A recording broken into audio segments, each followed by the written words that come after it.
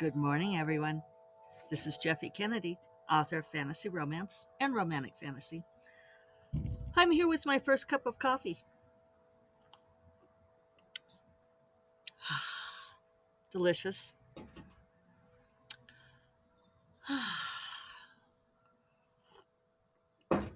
My mom said that I sounded perky on yesterday's podcast, which I guess I was.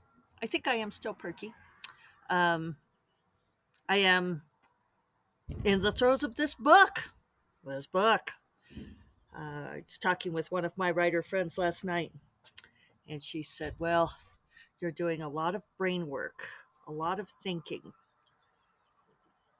which is true. I am, which is, for those of you who listened a lot, no, it's not my favorite way to do it. I prefer to stream from the subconscious. And this one, I'm thinking, thinking, thinking. And yeah, so the revision is going slowly. I am typically, when I revise, I can get through about 70 pages a day. That's my average. So sometimes I do a lot more than that. And that's typically with like 3 hour sprints. So, 20 ish pages an hour, 20 to 30. And on this revision, I've just slowed down overall on all my things. I'm doing 28 pages a day, a day. So the revision's taking a long time. I still have 130 pages to go. I know I'm going to cut them. Won't cut them full stop. I'm going to have to cut some words because, as I suspected, an argument that Lena and Ryan have later on is almost verbatim an argument that they have earlier on. So I'm going to have to reconcile the two. It's not that they can't have essential, and amusingly enough, the argument is about how they always have the same argument. So I don't know, maybe it'll stay. Sometimes I wish I could be like the minimum viable product people. I'm always thinking about that when I'm laboring over a book like this.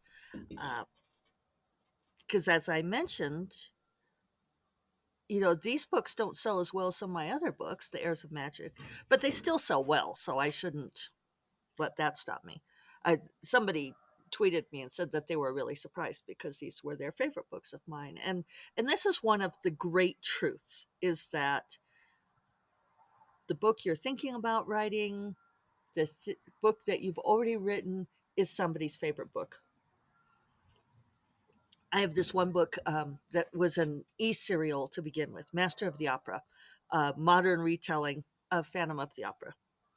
That it was interesting. I don't think I ended up doing what I originally set out to do, and yet, I mean, it's a good book, but I don't know. I think it was mispackaged. I can't even tell you. But anyway, almost nobody finds this book and reads it. I get a minuscule amount. I get like, I don't know, in royalties, I get something like $20 a quarter. But I know at least one person who that's her favorite book of mine and one of her all-time favorite books, and she rereads it regularly. So, and I only know this because she told me, right? So just think of all the people out there that you don't know about who reread your book over and over. That's their favorite book. So that keeps me going on the one side. But then when I know that there are people out there who are just basically printing the same book over and over again, and I know they do this because they tell me they do this, I think, why am I laboring so hard? Why am I worrying so much about Lena and Ryan having the same conversation over and over? But that's me. That's how I write. That's what I do. I've been rereading this old favorite series of mine, and there are many things I still love about it. And I know I've been cagey about saying who it is, and there are reasons. There are reasons for that. But reasons which I shall not divulge. But I've been rereading it with an eye towards what makes it, why do I love it? And it's very much like there was a certain strain of series like these for quite a while that did very, very well. And some of the authors continue to do well. And one thing they have is lots and lots of action, lots of fighting. And there's this scene. This is just where I get hung up. I get hung up on when you have like these incredibly powerful, virtually immortal beings, and they're having a hard time fighting zombies because, like your immortal beings have incredible speed, incredible strength, and the zombies can't be killed, but they can be chopped into pieces. And they're like, well, the pieces will keep coming. And it's like, yeah, but after a certain point, the pieces can't do much to you. And so, like these people who like can move in a blur of speed, they can fly, they can like tear limbs off like paper. That's kind of strength they have. But they're like getting gnawed to death by these zombies. And okay, the zombies are fast. And I know that this is like a suspension of disbelief thing. But for some reason, and this is like my particular thing, right? I can't get past the disbelief. It's like, well, how come if you've got all of these people who can move at super speed, why don't you just like all of them go move at super speed through the zombies and just like rip them apart? Because like all you have to do is like go through and rip their legs off first so that they can't keep coming, and then go back and chop them up into little pieces. And who cares if they keep coming and coming? And you could do that for a long time, right? This is why I don't write zombie scenes. I know I did kind of undead type creatures in Uncharted Realms in the final few books, the Dare War. And I did that entirely for assistant Corrine, who loves zombies. And they're not even real zombies. So I guess I didn't do a great job at that either. Yeah, sometimes I wish that I could be a writer who thinks less about stuff. And that sounds kind of arrogant and awful, doesn't it? But yeah, I just get too caught up in wanting to in getting these meticulous details right. One of my new ideas, and thank you all for saying that it's perfectly cool that I have many new ideas. I appreciate that. One of the new ideas I'm toying with, I'm hoping will be more action packed. It's got an action packed premise. So maybe I can pull that off in that one. Although I did think that Airs of Magic would be more action packed, and I just who knows? Who knows what my problem is? I like people having interesting conversations. Yeah.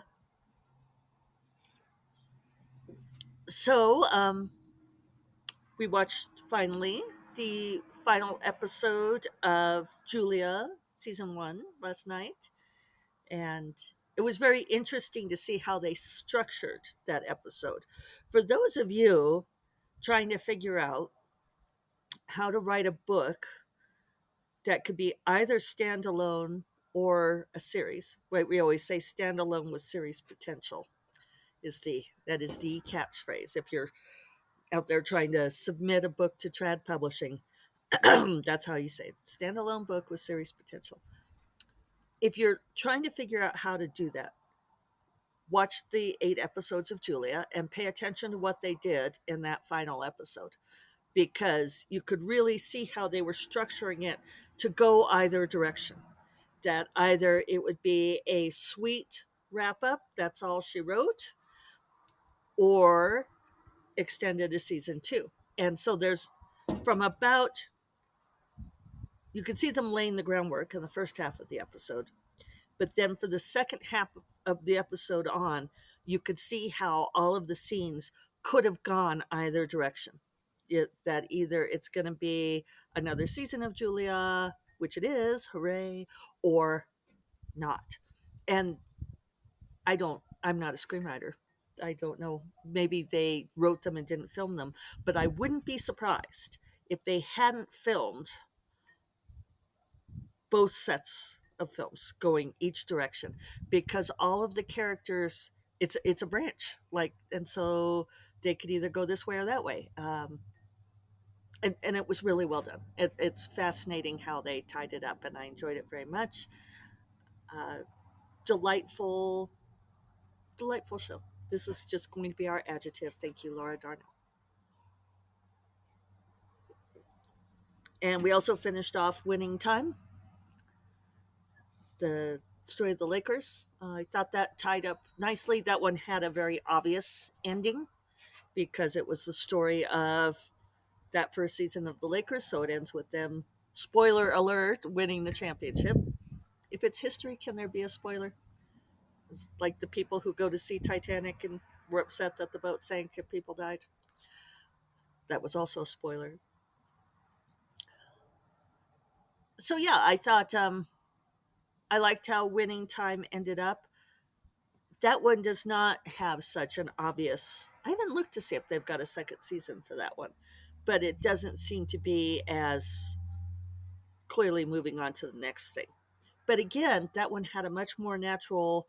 Here's the story of how the LA Lakers went from being a shit team to winning the championship. Boom, done. Your plot structure's there.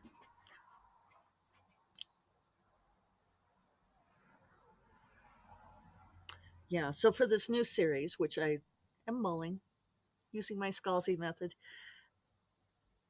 it has a very high paced premise. I'm actually basing it off of a movie, an old movie that is very fast paced. And only it would be like a fantasy version of that.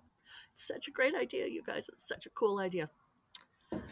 But I will not be writing it just yet. Soon. Once I finish out Storm Princess and the Raven King, and I have got, let's see, I hadn't finished reporting in on that. So I have got almost 74,000 words on this book. And as I mentioned the other day, I might have screwed myself that instead of having 20,000 words to go to finish this out, because I was aiming for 95, it's really looking like it's going to be more like 102 from where the beats are falling out. Unfortunately. Yeah. So that means I've got almost 30,000 words to go. Can she finish it? We shall see. This book is going to have 4 epilogues, though. For those of you who love this series, you could probably guess what I'm going to do. 4 epilogues. I'm tempted to just go ahead and write those. Maybe I'll go ahead and write those if I get stuck. But I think I can get this done. I think I can.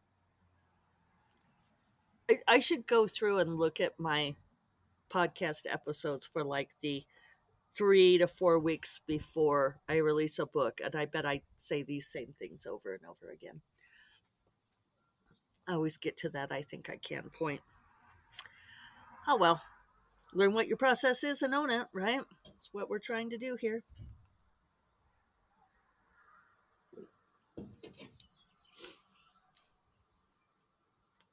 I was thinking about something I wanted to tell you guys, and I had a great segue to it as I was like getting ready this morning. I was thinking about it, and I was thinking, oh, and then that would be a really good segue into this other thing.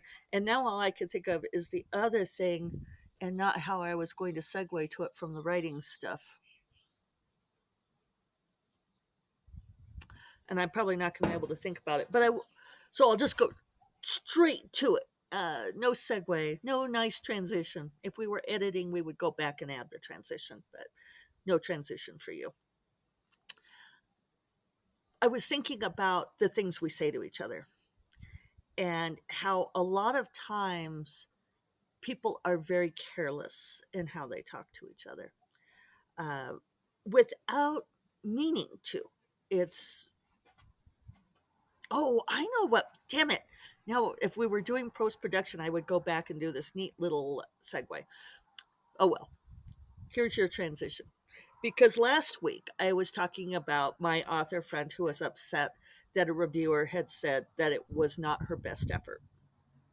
Because she's like, you could say anything about my book, but I always put in my best effort. Uh, she is also not a minimum viable product kind of gal. And those people, you could maybe say they're not, unless you want to say that they're putting their best effort into creating a minimum viable product. So I was thinking about that some and thinking that probably the reviewer didn't mean it necessarily the way it was received because it's one of those catchphrases, almost like a cliche phrase that's just, it's not easy to review books. It's not easy to explain why you liked or did not like a story. And sometimes it's just because that was not your favorite story.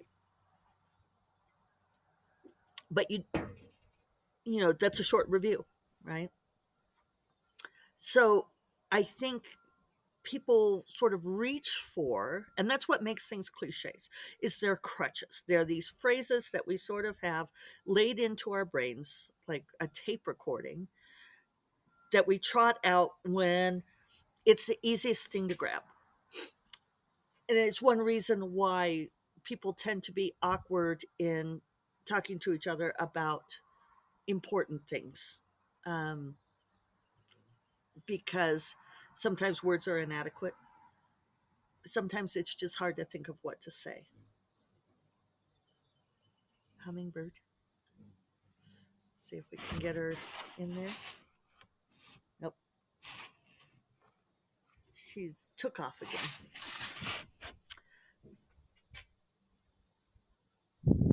Or is she up there? She might be up there drinking. Oh well.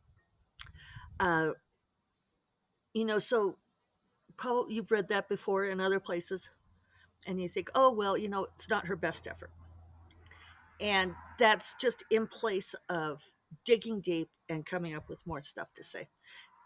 That's why cliches are bad in writing because they are these crutches to get us from place to place, and they don't most of the time don't say anything meaningful. And so it's in some ways I think it was upsetting to my friend, but which I totally understand, but I think also the reviewer didn't mean it how it sounded. She meant it's not my favorite effort in many ways. And I think we say these things to each other not intending it to come across the way it does. We're just hurrying through things.